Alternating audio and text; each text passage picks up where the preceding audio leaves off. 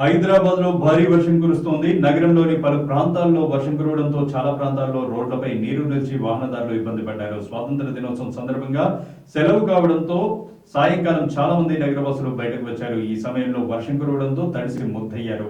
హైదరాబాద్ లో ఈ రోజు మరో గంట పాటు భారీ వర్షం కురిసే అవకాశం ఉందని వాతావరణ కేంద్రం తెలిపింది. అప్రమత్తంగా ఉండాలని నగరవాసులకు హెచ్చరిక జారీ చేసింది. అత్యవసరమైతే తప్ప ప్రజలు బయటకు రావద్దని జీహెచ్ఎంసీ మేయర్ విజయలక్ష్మి సూచించారు. నగర పరిధిలో రానున్న 2 రోజులు వర్షాలు పడే అవకాశం ఉందని వాతావరణ శాఖ పేర్కొంది. ఈ రోజు సాయంత్రం అత్యధికంగా ఉస్మానియా యూనివర్సిటీ ప్రాంతంలో సుమారు 90 మిల్లీమీటర్ల వర్షపాతం నమోదైంది.